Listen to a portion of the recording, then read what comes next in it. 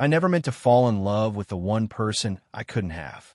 But that's the thing about love. It doesn't ask permission, doesn't wait for convenient timing, doesn't care about the wreckage it might leave behind. The house breathes differently at night. During the day, it's alive with noise. My mother's coffee grinder at 6 in the morning, Carter's heavy footsteps thundering down the stairs, the constant hum of conversation and laughter that follows my brother wherever he goes. But after midnight, when everyone else has surrendered to sleep, the silence settles like a blanket, thick and familiar. I pad barefoot down the hallway, careful to avoid the creaky floorboard near my parents' room. My throat is dry, the kind of thirst that pulls you from dreams and won't let you return until it's satisfied. The kitchen tiles are cool against my feet as I navigate through the darkness, muscle memory guiding me past the island, around the dining table, toward the refrigerator. The soft click of the door opening fills the space with pale yellow light. And that's when I see him. Wesley sits at our kitchen table like a shadow made solid, his profile sharp against the dim glow. A beer bottle rests forgotten in his hands, condensation pooling on the wood beneath it. He doesn't look up immediately, doesn't startle at the sudden brightness. He just sits there, still as stone, lost in whatever thoughts have kept him awake at this hour. My breath catches in my chest. I should retreat, should grab my water, and disappear back upstairs before this moment becomes something more than accidental. But my feet remain planted, and suddenly the air feels different, charged with the same electricity that comes before a storm. Wesley finally lifts his head, and our eyes meet across the kitchen. The surprise in his expression lasts only a second before something else takes its place. Something I recognize because I feel it too, have felt it for longer than I care to admit. The weight of wanting something you know you shouldn't want. He doesn't speak, doesn't move. Neither do I. We exist in this pocket of silence, this space between sleeping and waking where the rules that govern daylight hours seem suddenly negotiable. The refrigerator hums behind me, a gentle reminder that the world continues to turn even as everything inside me feels suspended. Wesley has always been part of our family's landscape, as permanent a fixture as the scratched dining table or the photo collage my mother updates every Christmas. He was there when Carter brought home his first soccer trophy, cheering louder than anyone else in the stands. He was there when I fell off my bike at 8 years old, helping me up and brushing gravel from my palms while Carter ran to get our mother. He was there for every birthday, every holiday, every milestone that mattered. But he was never there for me. Not really. He belonged to Carter's world, a world of confident laughter and easy friendships, of pickup games and late-night drives and conversations I was too young to understand. I existed on the periphery of their bond, the little brother who sometimes got invited along, more out of obligation than genuine inclusion. I learned early how to be invisible around Wesley, how to sketch quietly in the corner while he and Carter played video games, how to listen without being noticed, how to catalog the sound of his laugh and the way he pushed his hair back when he was thinking. I became an expert at stealing glances, at memorizing the shape of his hands and the curve of his smile when he thought no one was watching. But tonight, in this kitchen wrapped in darkness, visibility feels less like a choice and more like an inevitability. I move slowly toward the table, each step deliberate and quiet. The glass of water I came for sits forgotten on the counter as I pull out the chair across from him. The wood scrapes softly against tile, and I wince, glancing toward the ceiling where my parents sleep undisturbed. Wesley watches me sit, his dark eyes unreadable in the dim light. He's 24 now, no longer the gangly teenager who used to raid our pantry after school. Time has carved definition into his face, sharpened the angles of his jaw and cheekbones. His hair is longer now, falling across his forehead in a way that makes my fingers itch to brush it back. He's beautiful. He's always been beautiful. And that's been the problem. The silence stretches between us, but it's not uncomfortable. It's the kind of quiet that feels full rather than empty, weighted with all the things we've never said to each other. I study his face in the refrigerator's glow, noting the exhaustion around his eyes, the tension in his shoulders. Something has kept him awake tonight, same as me. Carter would break this silence with a joke, would fill the space with easy conversation until the awkwardness dissolved. But I'm not Carter. I've never known how to navigate social situations with his effortless charm. Instead, I sit in the quiet and let myself look at Wesley, really look at him in a way daylight would never permit. His fingers tap absently against the beer bottle, a nervous rhythm that matches the flutter in my chest. I wonder what he's thinking about, what thoughts are serious enough to keep him sitting alone in our kitchen after midnight. I wonder if any of them are about me. The thought is dangerous, presumptuous, the kind of wishful thinking that has gotten me into trouble before, reading meaning into gestures that probably meant nothing at all. But there's something different about tonight, something in the way he looks at me that I can't quite name. Wesley shifts in his chair, the leather jacket he's wearing creaking softly with the movement. He never takes it off, that jacket. I've seen him in it 1,000 times, draped over our couch, hanging on the back of dining room chairs, worn like armor against the world outside our house. It smells like cigarettes and rain and something uniquely him, a scent I've memorized despite myself. The refrigerator's compressor kicks on, filling the silence with mechanical humming. Neither of us moves to break the spell, as if we both understand that speaking might shatter whatever fragile thing exists between us in this moment. I think about all the nights I've lain awake upstairs, listening to the sound of Wesley's voice drifting up from the living room as he and Carter stayed up too late watching movies or playing games. I think about all the times I've found excuses to walk past wherever they were sitting, hoping for just a glimpse, just a word, just some small acknowledgement of my existence. But this is different. This is Wesley choosing to look back, choosing to stay in this moment instead of retreating to safer ground. This is both of us suspended in the space between what is and what might be. Finally, Wesley speaks, his voice barely above a whisper. "You shouldn't look at me like that," he says, but there's no reproach in it. No real demand that I stop. If anything, it sounds like a warning, not for me, but for himself. My heart pounds so hard I'm certain he can hear it across the table. I know I should look away, should laugh it off, should pretend I don't know what he means. But I'm tired of pretending, tired of hiding, tired of wanting something I've been told I can't have. And stop looking back. I whisper, the words leaving my lips before I can think better of them. The air shifts between us, electric and dangerous. Wesley's grip tightens on his beer bottle, and I watch his throat work as he swallows hard. We're balanced on the edge of something now, teetering between the safe distance we've always maintained and the terrifying intimacy of honesty. Neither of us moves. Neither of us looks away. And in the pale light of the refrigerator, surrounded by the familiar walls of the house where we've known each other for so long, everything changes. I have always been the shadow to Carter's light. Where he commands attention simply by walking into a room, I slip along the edges, observing from corners and doorways. Where his laughter fills spaces and draws people in like moths to flame, I speak quietly, carefully, measuring each word before it leaves my lips. We are cut from the same genetic cloth, but sewn into entirely different patterns. Carter is 23 now, 2 years older than me, and he wears his confidence like a second skin. In high school, he was the one teachers remembered, the one whose name echoed through hallways long after graduation. Soccer captain, homecoming king, the kind of golden boy who made everything look effortless. Girls called our house constantly, their voices bright with hope. Boys wanted to be his friend. Everyone wanted some piece of Carter's magic. I learned early that standing next to my brother meant disappearing, not through any cruelty on his part. Carter has never been anything but kind to me, protective even. But light has a way of creating shadows, and I became comfortable in the darkness he cast. While he collected trophies and accolades, I collected sketchbooks and silence. While he held court in our living room, surrounded by teammates and admirers, I retreated upstairs to draw the world as I saw it, quieter, more careful, full of details other people missed. Art became my language when words failed me. Under my bed, stacks of sketchbooks chronicle years of observation. The way morning light falls across our kitchen table, the curve of my mother's hands as she tends her garden, the precise angle of rain against windows during storms.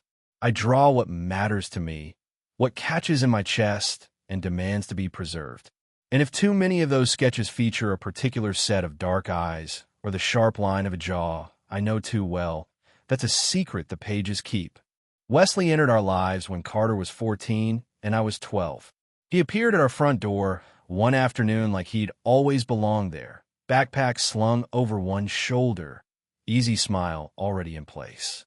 Carter had made a new friend, he announced, and could Wesley stay for dinner?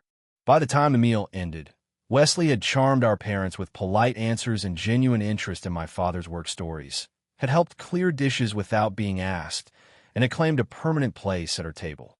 He became Carter's satellite, orbiting our family with steady devotion. Soccer practice, weekend sleepovers, summer camping trips, wherever Carter went, Wesley followed. But it was more than simple friendship. Wesley filled some space in my brother I hadn't even realized was empty. They shared jokes in half sentences, communicated with glances across crowded rooms, moved together with the synchronized ease of people who understood each other completely. To me, Wesley was untouchable. He belonged to Carter's sphere, that bright world of athletic achievements and social success that might as well have been a different planet. When he noticed me at all, it was with the casual kindness older boys show to younger siblings, ruffling my hair when he passed, asking about school in the distracted way adults ask children about things they don't really want to hear. I was Carter's little brother, a minor character in their much more important story. But I watched. God help me, I watched everything. I memorized the way Wesley pushed his sleeves up when he was concentrating on homework spread across our dining table.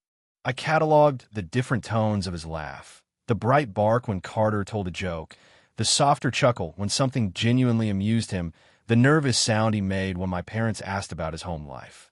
I learned that he took his coffee black, that he favored his left hand when writing but threw with his right, that he got quiet when it rained. I was 15 when I first understood that what I felt for Wesley wasn't admiration or hero worship. It was want, pure and terrifying. The realization hit me one evening as I watched him and Carter play video games in our basement, their shoulders touching as they leaned forward in concentration. Wesley had taken off his jacket, and his t-shirt rode up slightly as he reached for his drink. The glimpse of skin above his belt sent heat through my body that had nothing to do with the basement stuffiness. The knowledge terrified me, not just because Wesley was a boy. I'd already begun to understand that girls held no fascination for me the way they did for my classmates. But because he was Carter's, because wanting him felt like betrayal, like reaching for something that would always be out of bounds. So I learned to look without looking, to hide my hunger behind careful indifference. College offered temporary escape. For years at art school, surrounded by people who understood the language of creativity, who valued quiet observation over easy charisma. I flourished there, found my voice in studios and critiques, discovered that my careful way of seeing the world had value. For the first time, I wasn't Carter's little brother. I was just Jonah, and that was enough. But summer always brought me home, back to the house where Wesley still lingered like an echo of adolescence. Even after graduation, even as Carter began building his own life beyond these walls, Wesley remained a constant presence. Sunday dinners, holiday gatherings, random Tuesday evenings when he'd appear with takeout and stay until midnight. Our family had long ago stopped questioning his right to be there. This summer feels different, though. Carter is often gone now, chasing job opportunities and romantic possibilities with the same confident energy he's always brought to everything. His absence leaves spaces in our house that feel strange, like missing teeth. And Wesley, creature of habit, continues to fill those spaces even when Carter isn't there to anchor him. Which means for the first time in all the years I've known him, Wesley and I are often alone together. No Carter to command attention, no crowd of friends to provide buffer. Just the two of us in rooms that suddenly feel smaller, more charged with possibility. The careful distance I've maintained for so long becomes harder to manage when there's no one else to hide behind. And sometimes when I catch Wesley looking at me with an expression I can't quite read, I wonder if the wanting might not be as one-sided as I've always believed. The catalyst arrives disguised as an ordinary Thursday evening in July. The air conditioning hums its tired song against the heat pressing through our windows, and dinner plates sit forgotten on the table as my mother recounts some workplace drama that has my father shaking his head in sympathy. Carter fidgets in his chair, checking his phone with the restless energy of someone eager to be elsewhere. Wesley sits across from me, picking at the remnants of my mother's lasagna, and I find myself studying the way his fingers move around his fork. Even the simplest gestures captivate me now that I've allowed myself to really look.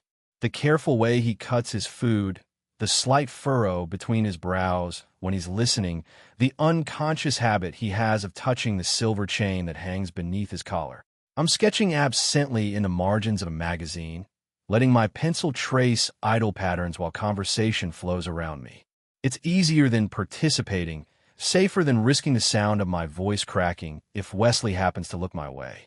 The drawing emerges without conscious thought, abstract lines that somehow capture the restless energy radiating from across the table.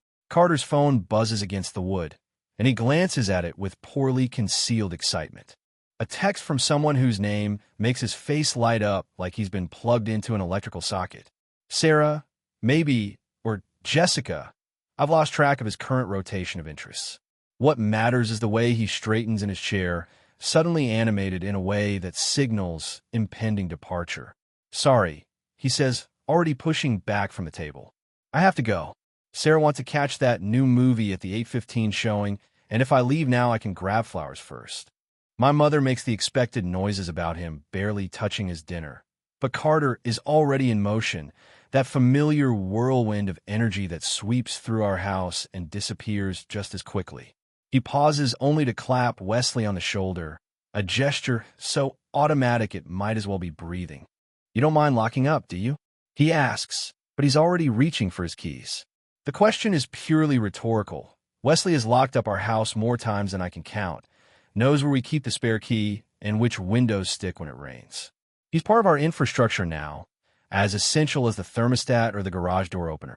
Wesley nods, and Carter is gone in a blur of cologne and car keys and hurried goodbyes, leaving behind only the echo of the front door closing and the lingering scent of his excitement. The dining room feels different without Carter's presence to fill it. Larger somehow, but also more intimate. My parents excuse themselves to tackle the dishes, their quiet murmur drifting from the kitchen as Wesley and I remain at opposite ends of the table, suddenly alone in a way that makes my skin prickle with awareness. We migrate to the living room without discussion, settling onto the couch with the careful distance of people who understand the importance of space. Wesley reaches for the remote and finds something mindless on cable, a documentary about ocean currents that neither of us really watches. I pull out my sketchbook, grateful for the familiar weight of it in my hands, the excuse it provides to avoid direct eye contact. But Wesley shifts closer as I draw, close enough that I catch the scent of his soap, clean and sharp above the lingering traces of summer heat. I can feel the warmth radiating from his body, can sense rather than see the way he leans in to watch my pencil move across paper. The sketch takes shape beneath my fingers, the curve of a coastline, waves breaking against rocks, the suggestion of movement and power that mirrors something I can't quite name. It's better than my usual work, bolder somehow, as if Wesley's proximity has unlocked some part of my talent I didn't know existed. You're good at that, Wesley says, his voice quieter than usual, rougher around the edges. The words drift across the small space between us like smoke. I look up from the page, intending to offer some self-deprecating response about it being just a hobby, just something to keep my hands busy. But Wesley's face is closer than I expected, close enough that I can see the flecks of gold in his dark eyes, close enough that I can count the individual lashes that frame them. The world narrows to this moment, this breath of space between us where everything hangs in perfect, terrifying suspension. The documentary continues its monologue about tidal forces and underwater currents, but all I can hear is the sound of my own heartbeat thundering in my ears. Wesley's gaze drops to my mouth for just an instant, so briefly I might have imagined it. But the heat that flares between us is real, undeniable, dangerous in its intensity. This is the moment I've been both dreading and hoping for, the collision I've seen coming for weeks but never quite believed would actually happen. Then Wesley pulls back abruptly, the spell breaking so suddenly it leaves me dizzy. He lurches to his feet with jerky, uncoordinated movements that are nothing like his usual grace, one hand raking through his hair in a gesture I recognize as panic. "I need air," he mutters, not looking at me, not looking at anything. The words tumble out rushed and rough. And then he's moving toward the door with the desperate energy of someone fleeing a fire. I remain frozen on the couch, sketchbook still open in my lap, watching him go. The front door closes behind him with a soft click that somehow sounds final, leaving me alone with the drone of the television and the thunderous silence of everything we didn't say. But something has shifted irreversibly. The careful equilibrium we've maintained for so long has cracked, letting light into spaces that were meant to stay dark. Wesley's retreat feels less like rejection than acknowledgement, proof that he felt it too, that current of electricity that passed between us. The seed is planted now, growing in the fertile ground of summer heat and empty houses and all the years of careful distance finally collapsing into proximity. Whatever happens next, we can't pretend anymore that the hunger is one-sided. I close my sketchbook and sit in the growing darkness, knowing that everything is about to change. The days after that evening unfold like a slow-motion dance, each step carefully choreographed around the new awareness that pulses between Wesley and me. We don't speak about what almost happened on the couch, don't acknowledge the way the air shifted when our faces were inches apart. Instead, we slip into a rhythm that feels both natural and impossibly dangerous. Wesley still comes by the house, but his visits have taken on a different quality. Where before he would barrel through the front door calling Carter's name, now he approaches more quietly, checking first to see who's home before committing to staying. When Carter is there, Wesley settles into his familiar role, best friend, honorary family member, the boy who has claimed permanent residence in our lives. But when Carter is absent, which seems to happen more and more often these days, Wesley becomes someone else entirely, someone who lingers. It starts with small things. A cigarette shared on the back porch while my parents watch television inside. Wesley's fingers brushing mine as he passes the lighter. The excuse of helping with groceries that turns into an hour-long conversation in the driveway. Both of us leaning against his truck and talking about nothing important while the ice cream melts in forgotten bags. Late-night drives that begin with Wesley offering to run errands, picking up Carter's dry cleaning, grabbing milk from the 24-hour market, and in with us parked at the edge of town, radio playing softly while we sit in comfortable silence. These moments feel stolen, precious in their secrecy. We're not doing anything wrong, technically. Just two people spending time together, filling the spaces Carter leaves behind with conversation and careful proximity. But there's weight to every glance, electricity in every accidental touch, danger in the way we both seem to forget about time when we're alone together. Wesley asks about my art now in a way he never did before. Real questions, thoughtful ones, about what draws me to certain subjects and how I decide what's worth capturing on paper. He listens when I explain the difference between charcoal and graphite, nods seriously as I describe the way light changes throughout the day and how that affects shadow and depth. For the first time in my life, I feel seen by him, not as Carter's little brother, but as myself.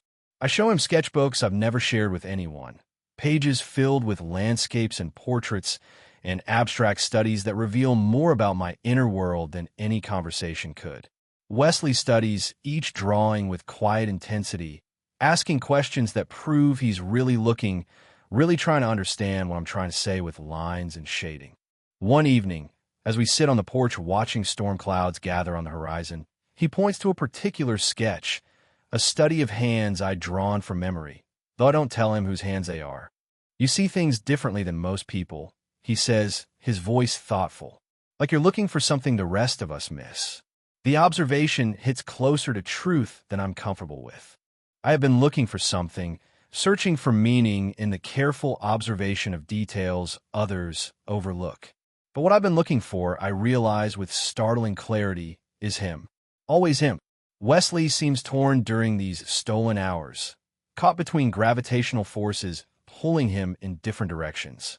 I watch him wrestle with something internal, See in the way his jaw tightens when Carter's name comes up in conversation, in the guilty expression that crosses his face when he realizes how long we've been talking. He knows he's crossing some invisible line by seeking me out, by asking about my dreams and listening to my answers like they matter. But he keeps coming back. There's a restlessness in him now that wasn't there before, an energy that seems to have no outlet. He paces when we talk, runs his hands through his hair, drums his fingers against whatever surface is nearest. Sometimes I catch him staring at me with an expression I can't quite decipher, something between confusion and longing that makes my chest tighten with hope I'm afraid to acknowledge. The tension builds with each passing day, each shared cigarette, each moment we spend alone together in defiance of all the unspoken rules that have governed our interactions for years. We're walking a tightrope stretched between what we've always been and what we might become, and neither of us seems willing to step back on a solid ground. Carter notices Wesley's distraction during their time together.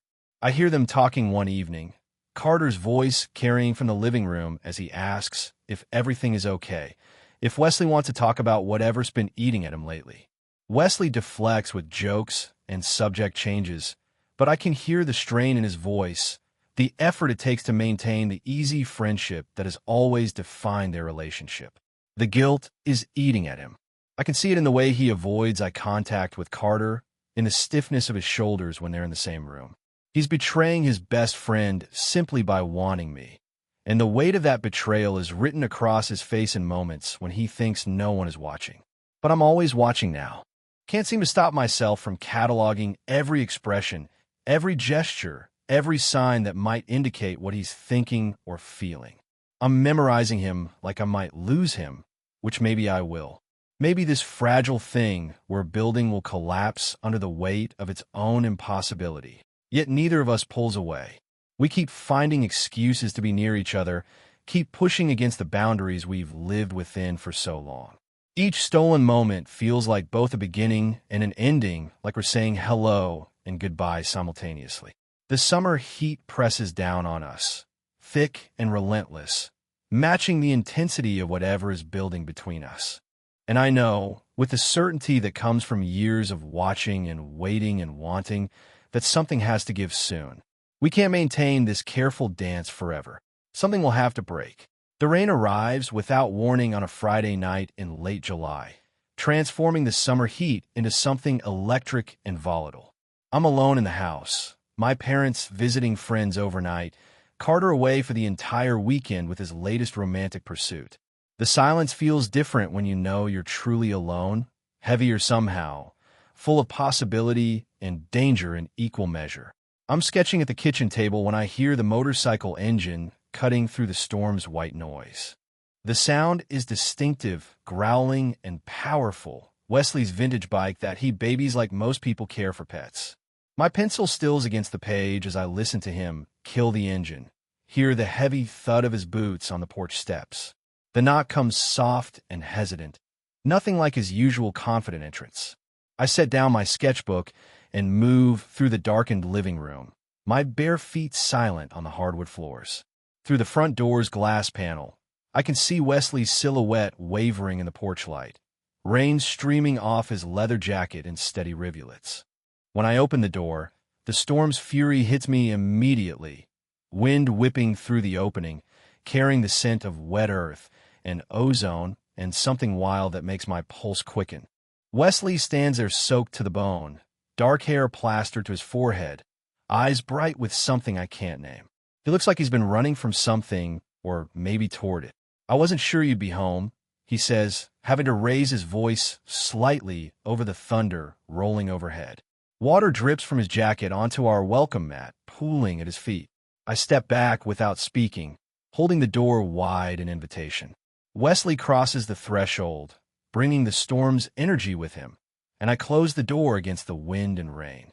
The sudden quiet feels profound after the chaos outside, broken only by the steady drip of water from his clothes and the distant rumble of thunder. I should offer him coffee, should suggest he call Carter, should do any number of normal, safe things that would restore the careful distance we've been maintaining. Instead, I disappear into the hall closet, and return with a clean towel, holding it out to him like a peace offering. Our fingers brush as he takes it, and neither of us moves away from the contact. His skin is cold from the rain, but somehow burns against mine, and I feel that familiar electricity arc between us. Wesley's eyes meet mine over the white terry cloth, and something in his expression makes my breath catch in my throat.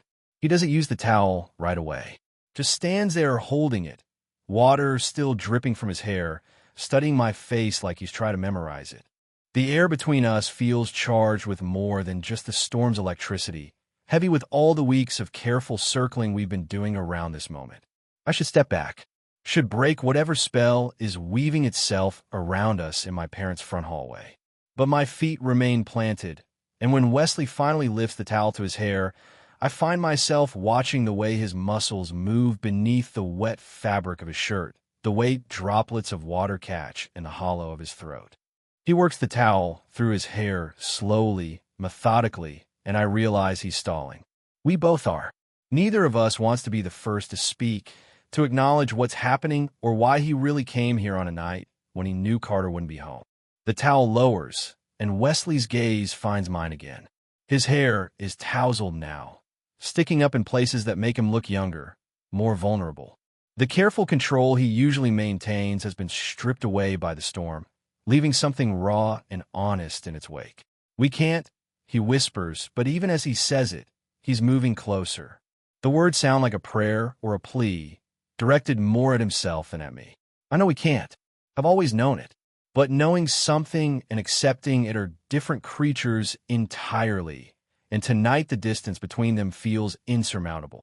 Wesley reaches out, his fingers ghosting along my jawline with touch so light it might be imagined. His thumb traces the curve of my cheekbone, and I lean into the contact despite every rational thought screaming at me to pull away. Then he's kissing me. It happens so suddenly, so inevitably, that it feels like we've been building toward this moment for years rather than weeks. His lips are soft but demanding, tasting of rain and desperation, and something uniquely him that I want to memorize. I respond instantly, helplessly, as if this is what I've been waiting for my entire life. Wesley kisses me like he's drowning, and I'm air, like he's been holding his breath for so long he's forgotten how to breathe normally. His hands tangle in my hair, pulling me closer, and I can feel the dampness from his clothes seeping through my shirt where our bodies press together. When we finally break apart, we're both trembling. Wesley rests his forehead against mine, his breathing ragged, his eyes squeezed shut like he's afraid to look at me. He'd never forgive me, he whispers against my lips, and I know without asking that he means Carter. The guilt is already eating at him, even as his hands remain tangled in my hair, even as his body stays pressed against mine like he can't bear to let go. "Then don't tell him," I breathe back, the words emerging from some deep, reckless part of myself I've kept locked away until now. Wesley's eyes open at that, dark and wild and full of want that mirrors my own. The moral boundaries he's been clinging to crumble in the space between one heartbeat and the next, and I can see the exact moment he makes his choice. His lips find mine again, hungrier this time, more certain. The storm rages outside our windows, but all I can focus on is this. Wesley's mouth on mine, his hands mapping the familiar territory of my face like he's seeing me for the first time. We've crossed the line now, stepped over the invisible boundary that's kept us circling each other for weeks. There's no going back from this moment, no pretending it didn't happen, no returning to the careful distance that used to define us. When we finally separate, the house feels different around us, charged with secrets and possibility and the terrifying weight of what we've just begun. Wesley looks at me with wonder and fear in equal measure, like he can't quite believe what we've done. Neither can I, but I don't regret it, not even a little. Whatever comes next, however this ends, this moment is ours. This perfect, dangerous, impossible moment belongs to us alone. The secret transforms everything. What began as a single kiss in a storm-darkened hallway becomes a carefully orchestrated dance of stolen moments and whispered conversations. Wesley and I exist now in the spaces between. The minutes after Carter leaves for work, the hours when my parents run errands, the quiet spaces where we can pretend the rest of the world doesn't exist. We learn the geography of secrecy with startling efficiency. I memorized the sound of Wesley's truck in the driveway, can distinguish it from any other engine 3 blocks away. He develops an internal clock that tells him exactly how long we have before someone comes home. Always leaving with time to spare, always maintaining the careful fiction that his visits are purely coincidental. The physical reality of him overwhelms me.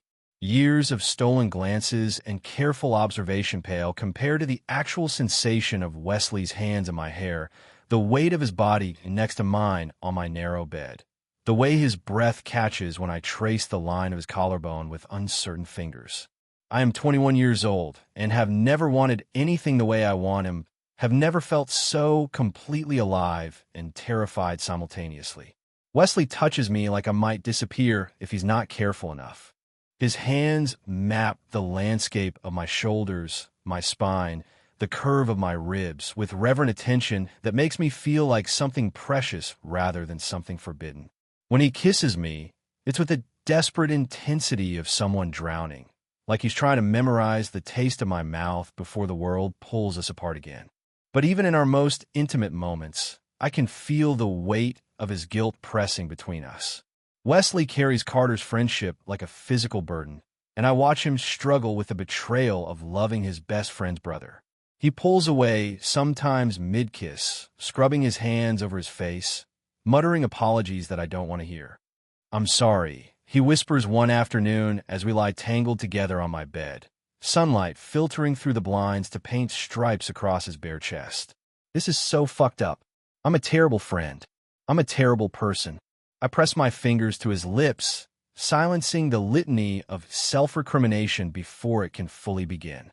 "You're not terrible," I tell him, meaning it completely. "You're human. You're allowed to want things." But Wesley shakes his head, dark eyes full of anguish that cuts through me like glass. "Not this," he says. "Not you. He belongs to me, and I'm stealing you from him." The possessive language makes something twist uncomfortably in my chest. "I don't belong to Carter," I say quietly. "I never have. I'm not his property to be stolen." Wesley's expression softens at that, and he reaches up to touch my face with fingers that tremble slightly. "I know," he murmurs. "God, I know that. But it doesn't change how this feels. Like I'm betraying everything that matters to me." The contradiction tears at him constantly. The need for me warring with loyalty to Carter, desire battling guilt in an endless cycle that exhausts us both. I watch Wesley struggle with it during family dinners. See the way he avoids Carter's eyes and overcompensates with forced cheerfulness. The easy camaraderie they've always shared becomes strained, weighted with secrets Wesley can barely carry. Carter notices. Of course he notices. Wesley's distraction, his shortened visits, the way he deflects questions about his personal life with nervous laughter. Carter starts asking if everything is okay, if Wesley wants to talk about whatever's bothering him. The concern in my brother's voice makes my chest tight with guilt I didn't expect to feel. We're walking a razor's edge, and everyone around us can sense it even if they can't name it. My mother asks if Wesley seems different lately, mentions that he appears troubled. My father wonders aloud if Wesley might be having problems at home, suggests maybe we should invite him for dinner more often. Their kindness makes everything worse, highlights the deception we're weaving through the fabric of our family's life. The breaking point comes on a sweltering Tuesday evening in August. Wesley and I are in the kitchen, supposedly making sandwiches, but actually stealing kisses between slices of bread and whispered conversations. His hands are in my hair, my back pressed against the counter, when we hear the front door slam open with characteristic force. Carter's voice echoes through the house, calling out that he's forgotten his wallet, that he'll just be a minute. Wesley and I spring apart like we've been electrocuted, putting desperate distance between us, just as Carter's footsteps thunder down the hallway. My brother appears in the kitchen doorway, flushed from the heat and slightly out of breath. He takes in the scene. Wesley standing by the refrigerator looking guilty, me frozen by the counter with what I'm sure is panic written across my face. For a terrible moment, I think he knows. Think he can see the truth written in the space between us, in the way we're both breathing too hard, In the flush, I can feel burning across my cheeks. But Carter just grabs his wallet from the counter and heads back toward the door, calling over his shoulder that he'll see Wesley later. The front door slams again, leaving us alone with the thunderous silence of our near discovery. Wesley turns to look at me, and the fear in his eyes is unmistakable. Real terror, not just of being caught, but of what that discovery would mean. The end of his friendship with Carter. The destruction of our family's trust. The collapse of everything he's built his life around. I don't know how long I can keep this hidden, he says quietly, voice barely above a whisper. The admission hangs between us like a challenge, like a question I'm not sure I'm ready to answer. Because I can see where this is heading, can feel the inevitable conclusion rushing toward us like a freight train. Wesley is going to make me choose between this secret love and his peace of mind, between having him in shadows or losing him completely. So are you saying it ends here? I ask, my voice steadier than I feel. Or are you saying you'd rather lose him than lose me? Wesley stares at me for a long moment, and I can see him wrestling with the answer, can watch him weigh his loyalty to Carter against whatever it is he feels for me. The silence stretches until I think it might break us both. Finally, he reaches for me, pulling me against him with desperate hands, burying his face in my neck like he's trying to hide from the choice I'm forcing him to make.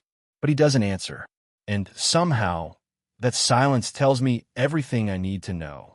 We drive to the edge of town without speaking, the weight of unfinished conversations settling between us like dust after an explosion. Wesley's hands grip the steering wheel with white-knuckled intensity, and I watch the familiar landmarks of our neighborhood disappear in the rearview mirror as we head toward the place where streetlights give way to open fields and the world becomes anonymous. This has become our ritual over the past few weeks. These late-night escapes to the boundary between what we know and what lies beyond. Wesley parks his truck at the same spot every time, on a gravel road that leads nowhere important, where the only light comes from the dashboard and the distant glow of town reflected against low-hanging clouds. Tonight feels different, though. Heavier. The silence carries the weight of everything we've been avoiding since that afternoon in the kitchen when Carter nearly discovered us. When Wesley admitted he couldn't keep living with this secret burning between us. We've been circling the inevitable for days now, dancing around conversations that need to happen, postponing decisions that can't be delayed much longer. Wesley kills the engine, and the sudden quiet feels profound. No radio tonight. No background noise to fill the spaces between words we're still learning how to say to each other. Just the sound of our breathing and the distant whisper of wind through cornfields that stretch toward the horizon. I study his profile in the dim light, memorizing the sharp line of his jaw, the way his dark hair falls across his forehead, the careful control he maintains even in moments like this when everything inside him must be chaos. He's beautiful in ways that still catch me off guard, even after weeks of stolen kisses and whispered confessions in darkened rooms. Wesley turns to look at me finally, and I see the exhaustion in his eyes, the toll that carrying this secret has taken. He looks older than his 24 years, weighted down by impossible choices and loyalties that pull him in opposing directions. I've been thinking, he says quietly, his voice rough with something I can't quite identify. About what you asked me, about what I'm willing to lose. My chest tightens at the words, at the implications they carry.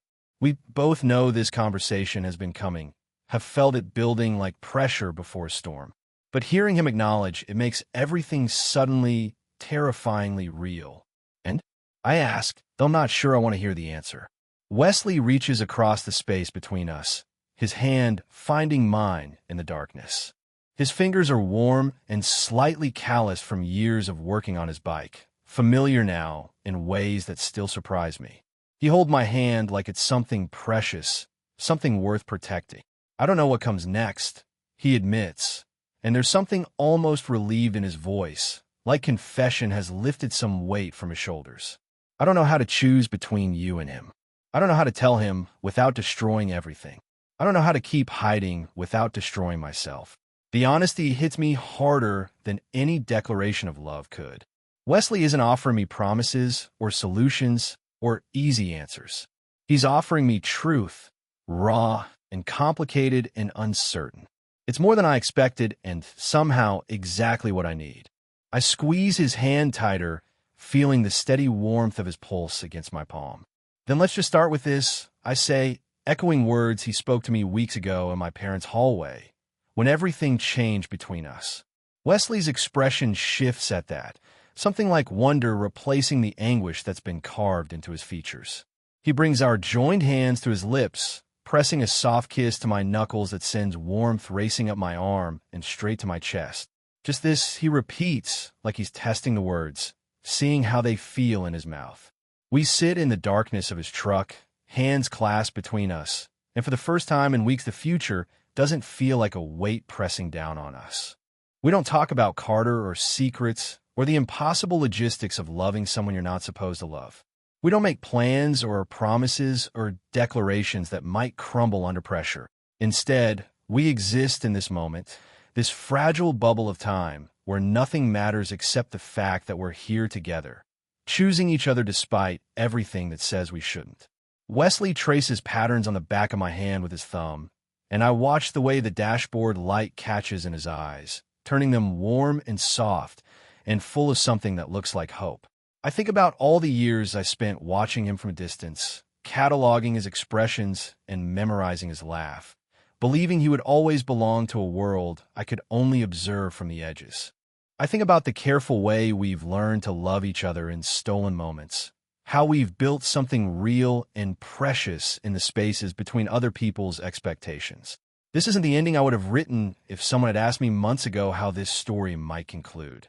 There's no dramatic revelation, no confrontation with Carter, no neat resolution that ties everything together with a bow.